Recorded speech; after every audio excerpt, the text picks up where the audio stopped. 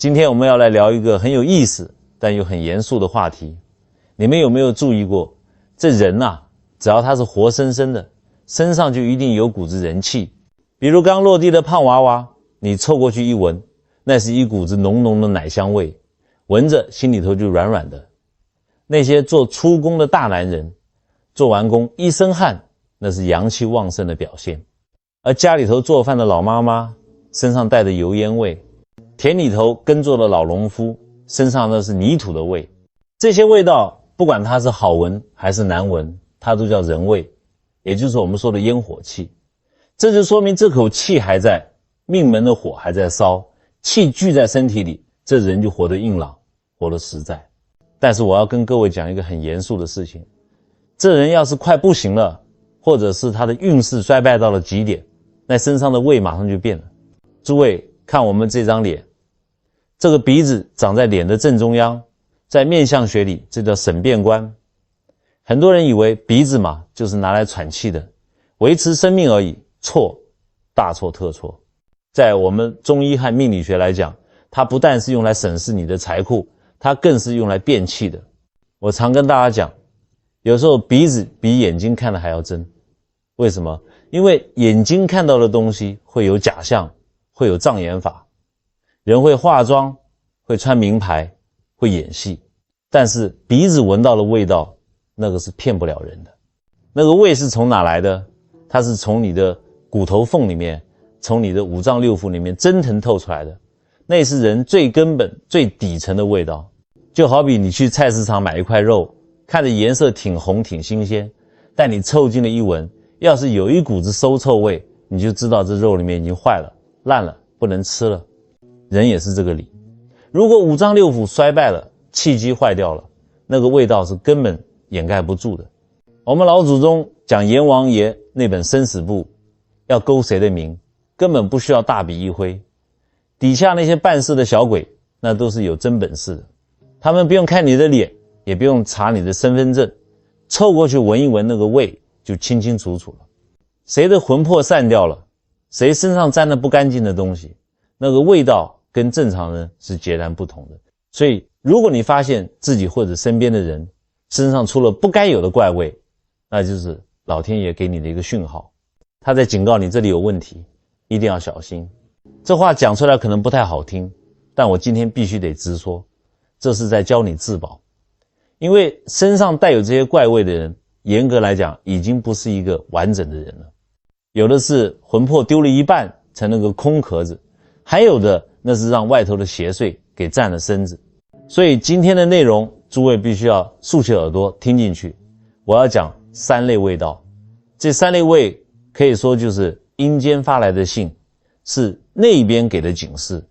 只要你身边有人出现了这些味道，一定要远离。如果你靠得太近，你身上那股子好端端的人味和阳气也会被它冲淡，被它带偏。而如果是你自己身上沾的这些味，一定要根据我最后给你开的保命药方去调理。先说这第一类，也是最容易被大家忽略，但是危害极大的，叫做腐朽的土腥味。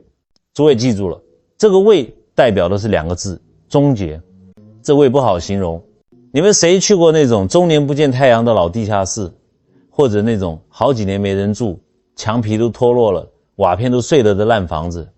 你一推门进去，空气里飘着一股子东西，发了霉快要烂掉的沉闷味，混杂着那种湿漉漉的土气，就是那个感觉，非常不舒服。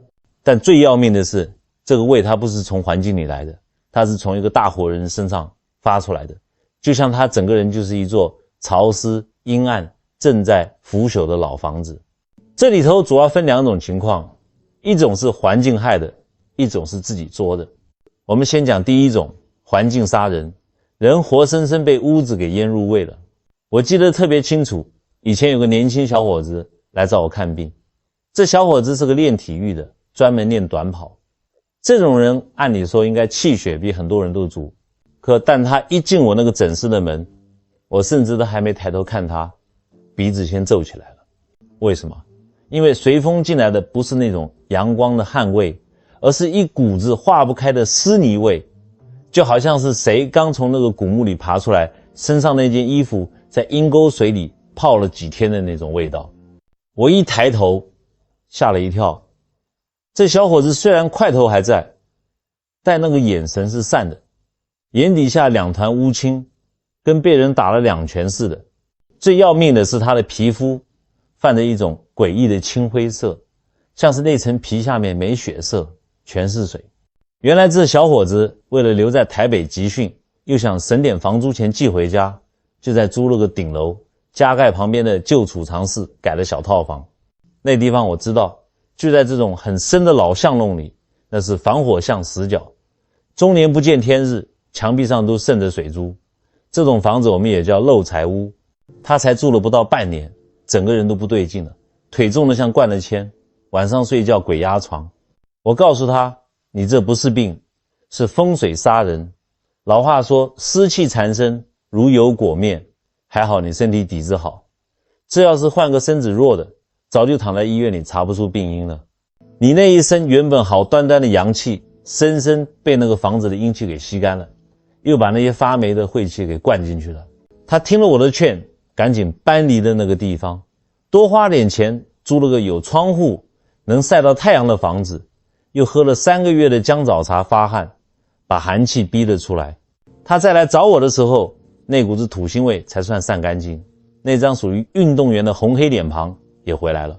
但有人会说，尼斯，那我有钱，我住大别墅，总不会有这股味了吧？错，大错特错。我曾经去过加州的一个半山豪宅看风水，房主是个跨国公司的高管，非常有钱。那房子大得吓人，600多平，也就是2000多平米，只有他们2口子住。一进门金碧辉煌，看着是真气派。但是我一脚跨进客厅，汗毛就竖起来了。那屋子的空气里飘着那股子熟悉的土腥味，不是发霉的味，是那种空旷的尘土味。我拿罗盘一打，好家伙，这房子正好盖在了大空王线上，而且房子太大，人太少。风水上有句话叫宅大欺人，房子是用来养人的，人也是用来养房子的。你们就2个人住600多平，你的那点阳气就像2根小蜡烛扔进了一个巨大的冰窖里，那房子每时每刻都在吸你的阳气来补充它自己的空虚，这叫人被房吃。那股子土腥味就是因为人气压不住地气，地下的阴煞之气反扑上来了。那个高管当时虽然看着还行，但我看他的面相，3根鼻梁根部已经发青了，那是阴气入脑的征兆。他老婆更严重，整天昏昏沉沉，去医院查说是重度忧郁症，其实是魂不守舍。这就是环境的味，哪怕是锦衣玉食，只要风水不对，那个土腥味照样能把你埋了。环境能改变一个人的气味，也能改变一个人的命。如果你身边有朋友身上有这种霉味，或者你自己身上开始有这种味，赶紧看看你住的地方是不是太阴了。如果是，别犹豫，赶紧搬家。接下来我们要讲这第2种土腥味，这个比刚才讲的环境风水造成的还要重，也更凶险，它是杀业的味道。诸位手上沾过血，特别是沾过人血，或者是造了大孽亏了阴德的人，他身上会有一股子怎么洗都洗不掉的怪味，那绝对不是单纯的血腥味。血腥味你拿肥皂拿沐浴乳多洗几遍也就没了。我说的那种味是一种混杂着土腥气的怨气，它是直接钻到你骨头缝里的味道。我年轻时候四处游历，在南部乡下见过一个卖肉的屠户，这人杀了一辈子的猪，后来赚了钱改行了，不做屠夫了。他人看着特别和气，见谁都笑眯眯的，胖乎乎的，看着像尊弥勒佛一样。但他那个店面生意就是做不起来，哪怕东西再便宜也没人愿意凑太近。我也凑过去看了看，但我没买他的东西。为什么？因为他身上总有一股淡淡的腥臭味，混着极重的土气。那味道怎么形容呢？就像是在梅雨天的烂泥地里杀了一头猪，血渗到了烂泥里，又被毒辣的太阳一暴晒，蒸腾出来的那股子恶心味，那是无数生灵的怨念凝结成的味道。他自己闻不见，因为他早就习以为常了。这就叫入鲍鱼之肆，久而不闻其臭。但是但凡是阳气足、心思正的人，一闻见就不舒服，心里头发毛，本能就想躲开。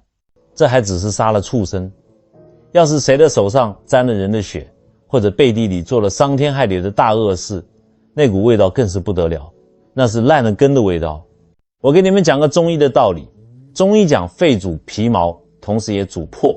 一个人要是做了大恶，亏了心，他内心深处一定是有恐惧和阴暗的，哪怕他嘴巴再硬，他是铁齿铜牙，他不承认。这种阴暗的心理会直接影响他的气机，伤了他的肺魄。这种人不管他怎么掩饰，怎么穿名牌西装，怎么喷高级古龙水，怎么装得像个大善人，他身上的味都在告诉别人离我远点，因为他脚下的路已经不是阳关道了，那是通往地下的黄泉路。他身上的气场是黑的，是往下坠的。所以说诸位，这第一种腐朽的土腥味，不管是被环境阴气侵染，还是因果杀业的烙印，它代表的都是同一个意思，就是坏死，是阳气在消散，是霉运在缠身。闻到这种味的人，如果是环境问题，你可以好心劝一句；如果是杀业问题，你要做的就是赶紧转身，离他远一点，千万别让那股子腐朽的死气沾到你身上，沾上了，你的好运气也就跟着一起腐朽了。接下来我们要讲这第二类味道，这个味比刚才那个土腥味更具迷惑性，甚至可以说是糖衣炮弹，叫做非分的甜腻味。诸位记住了，这个味代表的是两个字，掏空。这世上的事啊，就是这么奇怪。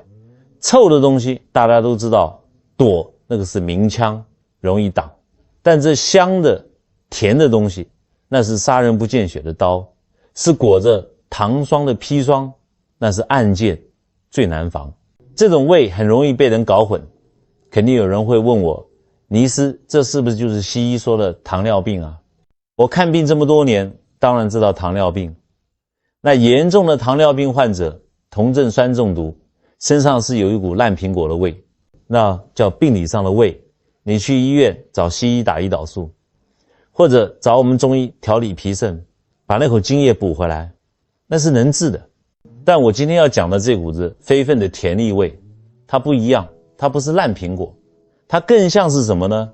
它像是那个熟透了、软烂了，马上就要流汁的水蜜桃，或者是一罐子蜂蜜，盖子没盖严实，放了太久，开始发酵了，冒着泡的那种死甜味。闻着是甜的，甚至带着一点奇异的香气，但你只要多闻两口，就会觉得腻。那股腻是直冲脑门的，像是有人硬塞了一把糖进到你嘴里，齁得你嗓子眼发紧，心里头犯恶心。这就是精气外泄的味道。人的命靠什么撑着？中医讲三个字，精、气、神。精是生命的根本，藏在肾里，那是你的家底，是你爹妈给你的先天之本。气是推动生命活动的能量，神是人的意识，是统帅。精足气就满，气满神就旺，这样的人看着才叫真的精神，有活力。但是当一个人的精气像一个底下漏了个大洞的木桶，那里面的精华哗哗往外流的时候，身体里的生化反应就乱了套了。那些本来该藏在骨髓里的，藏在丹田里的宝贵精华，被迫散到了空气里，经过氧化发酵，就会散发出这种病态的甜腻味。这是生命能量被提前榨干的信号。什么样的人这只桶会漏？主要分两种情况，一种是自己拿凿子凿的，另一种是让外头不干净的东西给凿的。先说这第一种是自己凿的，说白了就是纵欲过度，不知节制。老话说，酒是穿肠的毒药，色是刮骨的钢刀。这话现在的年轻人不爱听，嫌我们这些老头子啰嗦。但你到了大医院的加护病房门口蹲2天，你就知道老祖宗从来不骗人。我以前有个病人叫老张，是个做土水的老板。那年他45、6岁，正是男人所谓的黄金年龄，钱挣了不少，孩子送出国念书了，老婆在家里那是黄脸婆了，他就开始飘了。他在外头养了个小的，比他闺女大不了几岁。那段时间老张可是风光啊，天天花天酒地，夜夜笙歌。有一回朋友聚餐，我也在座的朋友都夸他说：“哎呀，老张，你最近这气色是真好啊，红光满面的，这是焕发第二春了啊。”老张听了哈哈大笑，声音洪亮，那是得意得很。我在旁边冷眼看着，心里却是咯噔一下。他是真红，但那种红不对劲，就像是喝醉了酒，又像是涂了一层厚厚的胭脂，透着一种诡异的艳粉色。而且那个红是浮在脸皮表面的，不润。他的眼睛呢，亮晶晶的，像是含着一汪水，看着特有神，其实那是神不守舍，是水不含目。最关键的是他身上的味，他那天没喷香水，但我坐在他旁边，一阵阵的闻到一股子甜得发腻的味道，像是身上抹了蜜，又出了一身汗，那个蜜和汗搅和在一起发酵出来的味。别人以为那是大老板用的高级洗护用品，只有我知道那是他的肾水在蒸发。中医命理上有个词叫假阳，或者叫带阳症，就是说这个人的身体内部肾精已经被掏空了，就像一盏油灯，底下的油快烧干了，身体为了维持生命，本能的把最后那一丁点元气全部调动到体表上来，看着是容光焕发，其实是回光返照。就像蜡烛灭之前，火苗子都会噗的一下窜得老高，把屋子照得通亮，然后呢噗呲灭了。他那张粉面就是灯火最后的明亮，那股子甜腻味就是灯油烧干了，灯芯烧焦了的味道，是他的精元被色欲这把火给硬生生熬干了。我当时隐晦地劝了他两句，说老张啊，我们要懂得藏，冬天了该收收心，保保肾。他听不进去，摆摆手说：“你是人生得意须尽欢嘛，您别这么严肃。”结果怎么样？不出半年，听说是在那个小情人的床上突然就不行了，大汗淋漓，止都止不住，这叫脱阳。送去医院抢救回来半条命，公司也没精力管了，资金链断了，一夜之间破产。再见他时，那张红脸全变成了灰白，人缩成了一团，眼神涣散，身上的甜腻味也没了，取而代之的是一股子沉沉的老人味。45岁的人看着跟70岁一样，他的精气被提前预支了，用10年的阳寿换了半年的快活，这笔账阎王爷那算盘打得比谁都精。所以诸位看到那种一把年纪突然面泛桃花，身上甜腻腻的人，别羡慕，那是他在燃烧生命。再来讲这第二种，是被外头着的，那就更邪乎了。有些东西人肉眼看不见，但它确实在。易经讲感召同气相求，你心里有什么念头，就会招感什么东西。喜欢吸人精气的可不只是活人。乡下老一辈常讲这种事，我也处理过。有个后生长得挺俊俏，还没结婚。有一阵子这小伙子天天晚上做梦。做什么梦？梦见一个穿红衣裳的漂亮姑娘来找他，在梦里那叫一个温柔乡，俩人恩爱得不得了。小伙子在梦里乐不思蜀，根本不愿意醒，但是白天一醒过来，这后生就觉得浑身没劲，腰酸背痛，像是夜里去地里扛了一宿的大包，人一天比一天瘦，眼圈一天比一天黑。可是怪了，他的脸色却一天比一天红润，就是那种不健康的妖异的桃花色。家里人觉得不对劲，因为走进他的屋子就能闻到一股子浓烈的甜腻味，一到晚上那味就特别浓，像是屋里撒了一地的劣质香水，又像是那种放坏了的甜瓜。找了个懂行的先生来看，先生一进屋眉头就拧成了疙瘩，说这屋里怎么这么甜，这味不对，这是妖气。先生点了3炷香，那香烧得特别快，而且那个烟它不是直着往上走，它是盘着圈，死活往那个后生身上绕，赶都赶不走。先生一拍大腿说，坏了，你这是被山上的东西给缠上了，怕是只成了精的狐狸看上你的元阳真气了，他在吸你的阳，精补他的道行。你梦里觉得快活，现实里是在送命。你身上这股子甜腻味就是他留下的印记，也是你体内的精气神被抽走后，剩下的那点渣子发出的腐败味。再这么下去，不出百日，你就得被吸成人干，神仙难救。为什么会招惹这东西？因为这后生平时心思不正，爱看些乱七八糟的书，心里总琢磨那档子事，心有缝，风才入。你的欲望起了火，那就是给外头的邪祟发了信号，说来啊，快来吃我啊。那股子甜腻味就是你内心欲望腐烂后发出的味道，是引诱你堕落的蜜糖，也是要你命的毒药。所以闻到这种非分的甜腻味，千万别去劝，也别靠太近。为什么？因为这种人他的理智已经被欲望控制了，或者是被邪祟控制了。你靠太近，那把火容易烧到你身上。他已经不是为自己活了，是为欲望活，或者是为那个吸他精气的东西活。讲完了这甜腻味，我们最后要讲这第三类味道，叫做陈旧的香灰味。诸位记住了，这个味代表的是两个字，越界。这个味最容易让人放下戒心。为什么？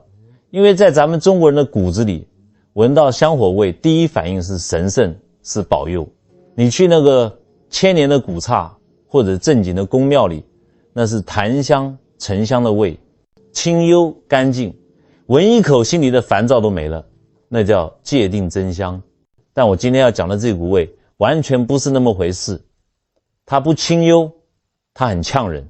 就像是你去那种几十年没打扫过的荒山野庙，那个香炉里积了厚厚一层的香灰，冬天冷了又反潮了，结成了一块一块的死疙瘩。你抓一把起来闻闻，就是那股子又干又冲，还带着点发霉的土腥气。这不叫香，这叫阴灰。这不是给活人闻的，也不是正神受的香，这是死人收的香，是阴魂野鬼吃剩下的残羹冷炙。如果一个人身上常年带着这股味，那说明他跟那些神神鬼鬼的事打交道太多了。这里头也有主动和被动之分，但不管哪一种，都说明这个人的脚已经踩过界了。第一种是主动去找这些东西的。现在社会上有很多所谓的大师、神婆、看事的大仙，我不一竿子打死，但这行当里水太深，妖魔鬼怪最多。我以前见过一个自称能通灵的女人，40来岁，人瘦得跟个干柴棒似的，那眼圈黑得像被人打了2拳。她家里常年点着香，烟雾缭绕的，但是你进她那个屋，那个香点的再多，也压不住她身上那股子陈旧的死灰味。很多人去找她求财的、求姻缘的、求生儿子的，门口排长队。她说话有时候确实灵，能说出你家里有几口人，哪年死过人，甚至你兜里揣着多少钱她都知道。大家都说，哎呀，这大仙真神了。神个屁，我说话直，你们别介意。正经的修行人修的是德行，身上的是浩然正气，他身上的是什么？那是鬼气。他请来的根本不是什么正神，也不是什么佛菩萨，正神多忙啊，哪有空管你家鸡毛蒜皮的事。他请来的都是些荒郊野外的孤魂野鬼，甚至是修炼了几百年的精怪。那些东西附在他身上，或者跟在他身边，他就是个人形的中转站。他帮你看事，其实是他在替那些鬼东西传话。你求财，那些鬼东西帮去搬运财；你求姻缘，他们去给你施迷魂法。但是诸位，天下没有白吃的午餐，鬼神帮你办事，那是需要回报的。拿什么回报？那女的收了你的钱，那只是给她的中介费。那些鬼东西要的是你的气运，是你的阳寿，是你家人的平安。那个女的自己也没好下场，她身上的那股香灰味，就是她跟那些阴物签了契约的证明。她的阳气早就被鬼气给熏透了。我后来听说那个女的最后疯了，在家里大喊大叫，说有人要杀她，最后自己把自己抓得浑身是血，惨得很。这种人他自己已经不算个活人了，他是那些东西在人间的办事处，你靠近他，就是靠近了一窝子看不见的大麻烦。所以见到那种神神叨叨，身上一股子冷香灰味的人，别好奇，别去靠近。第二种就比较可怜了，是被动的。有的人八字轻，命格弱，天生就容易招惹不干净的东西，或者是因为住的地方不对。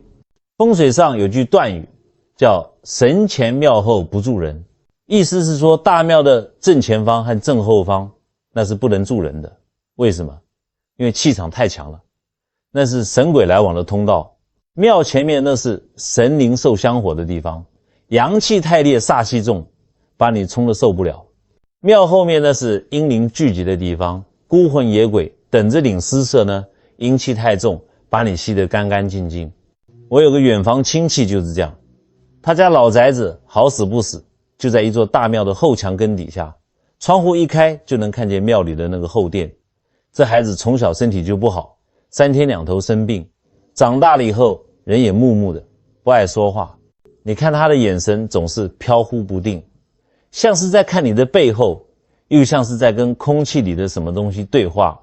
他身上哪怕洗得再干净，只要一出汗就有一股子淡淡的陈旧的香灰味。他妈带他去找先生看，先生叹了口气，说了句行话，叫这孩子是借给神仙了。什么意思？就是说他离神鬼的世界太近，沾了太多的仙气和鬼气，结果把自己身上的人气给冲没了。他的魂魄有一半是在那个庙里游荡的，不在身子里。还有一种沾染着香灰味的途径，也是现代人最容易中招的，那就是乱买旧东西。现在流行什么古着、古董，有人觉得买个二手的镜子、老式的手表，或者别人戴过的玉镯子挺有情调又便宜。我要提醒各位，万物皆有灵，万物皆有磁场。你不知道这个东西的前一任主人是谁。如果他是个恨死的人呢？如果这是个陪葬品呢？如果这是某个神婆用来做法器的东西呢？那个东西上面就吸附着前主人的气。我见过一个小姑娘去国外旅游，在跳蚤市场淘了一把那种老式的银梳子，很漂亮，刻着花。回来以后她天天用来梳头，没过多久她身上就多了一股子陈旧的香灰味，甚至带着点烧焦的味道。她开始掉头发，大把大把地掉，晚上睡觉总觉得有人在摸她的头，脾气也变了。以前挺温顺的姑娘变得暴躁阴郁，看人的眼神那是直勾勾的，像藏了刀子。她妈带她来找我，我一看那个梳子，好家伙，上面的阴气重，得手一摸都冰手，那上面的花纹里嵌着的黑泥，那是尸油和香灰混合的东西，这根本不是给人用的，这是给死人梳头用的。她天天用这个梳头，就是天天在把鬼气往自己脑子里灌，那股子香灰味已经渗到她的头皮里去了。我让她赶紧把那梳子拿去宫庙里化了，然后给她开了桂枝加龙骨牡蛎汤，那是专门潜阳固摄镇惊安神的方子，喝了1个月那股子味才散掉。所以诸位，来路不明的旧东西，尤其是贴身用的带人像的，还有那种看着古里古怪的，千万别往家里带，那股子香灰味你闻不到，但它是真的会过户的。别为了省那点钱或者图那个新鲜，把自己的运势给搭进去。那有人问了，尼斯啊，听您讲的这么吓人，万一我最近倒霉，身上真的沾了点这种不好的味，或者我去医院探病，去殡仪馆送葬回来，觉得浑身不舒服，心里毛毛的，怎么办？是不是要花大钱去请个符，还是要买个什么紫水晶洞来摆？我告诉诸位，统统不需要。只要你人还没死，只要你那口气还在，我就有办法让你把这局翻过来。我教你们6招，这6招不花你1分冤枉钱，都是大自然赐给我们的，但比什么符咒法器都管用100倍。这第一招叫做背晒天火，逼出阴寒。诸位要记住，万物生长靠太阳，太阳是天地间最大的阳气，是纯阳之火，那些阴邪的东西最怕的就是它。但是晒太阳有讲究，很多太太小姐怕晒黑，出门打个伞遮得严严实实的，那是笨蛋。你把阳气都挡在外面了，身体怎么会好？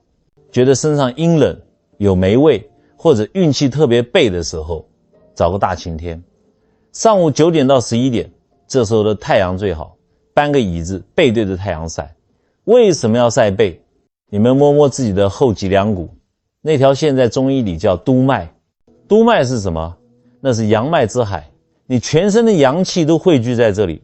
你把后背晒热了，甚至晒得微微出汗了，那就是把天上的阳气直接注进你的督脉里去了。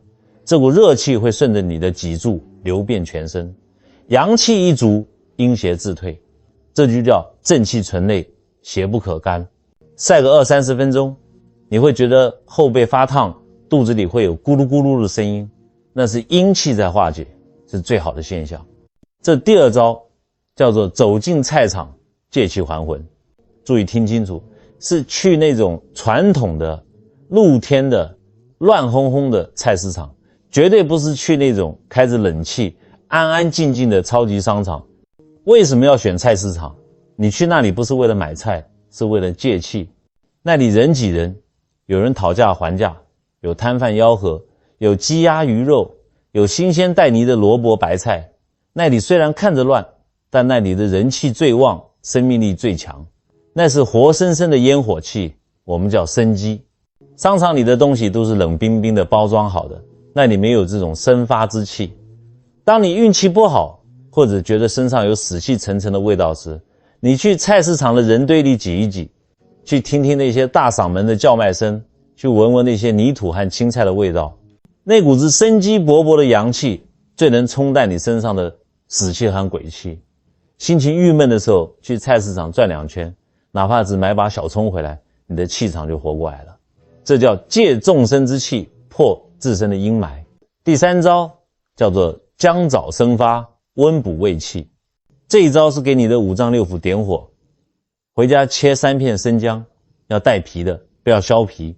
再拿5个红枣，把核去掉。为什么要去核？因为枣核是燥热的，我们要的是温补，不是要上火。把它煮成水。姜是干什么的？姜是发散的，是宣发的，它能把你像洋葱一样打开，把你骨头缝里的寒湿邪气统统给逼出来。红枣是干什么的？是保胃气的。这碗汤喝下去，你会觉得肚子里暖洋洋的，全身的毛孔都张开了。但是我提醒诸位，这姜枣茶要上午喝。古人讲过午不食姜，上午那是生发的时候，你帮他一把；下午那是收敛的时候，你喝姜去发散它，那就扰乱了阴阳。每天早上煮一杯喝下去，胃气一足，鬼神不侵。第4招叫做子时安睡，护养一阳。这一招现在的年轻人最难做到，但对咱们这个年纪的人来说却是保命的关键。什么叫子时？就是晚上11点到凌晨1点。中医讲阳气静则卧，阴气静则寐。晚上11点那是胆经当令的时候，也是一阳生的时候。就是说天地间的那一点点阳气就像小火苗一样，在这个时候开始萌芽了。你要是在这个时候还不睡，还在那里看电视滑手机想东想西，你就等于是在拿盆水把这点刚生出来的阳气火苗给浇灭了。长期熬夜的人，你看他的脸都是青灰色的，那就是阳气被灭掉的样子。不管你白天多忙，也不管你心里多烦，到了晚上11点必须上床睡觉。这一觉睡好了，你的阳气才能生发起来。阳气足了，第2天你才有精神去对抗那些不干净的东西。这不是迷信，这是生理时钟，是天道。第5招叫做艾叶泡脚，引火归元。很多人上热下寒，脸上长痘痘，嘴巴破皮，但是脚底却是冰凉的。这在中医里叫带阳，是非常危险的格局，说明你的阳气浮在上面，下不去了。你要把它拽下来。怎么拽？泡脚。去中药房买那种成年的艾绒，一把就够。煮开水，水要多，要没过脚踝，甚至到小腿肚。为什么要用艾草？因为艾草是纯阳之物，它是通12经络的，它能把阳气补进去。泡的时候心里要想着把身体里的寒气邪气都顺着脚底涌泉穴排出去。泡到什么时候为止？泡到你的后背觉得热了，额头微微冒汗了就停。记住了，千万不能泡到大汗淋漓。汗为心之液，流大汗那是伤阳气的。我们要的是那种微微的汗，那是正气把邪气顶出来的表现。这时候如果你闻到自己出的汗有股酸臭味，或者特别腥，甚至水的颜色都变了，恭喜你，排毒成功了，那股阴邪之气被你逼出去了。第6招叫做挺胸抬头，断绝叹气。最后这一招最简单，但也最重要。我发现好多运势不好的人都有个坏毛病，就是喜欢叹气。坐下来，站起来也，诸位，你们知道叹气是在干什么吗？在中医里，叹气叫气泄。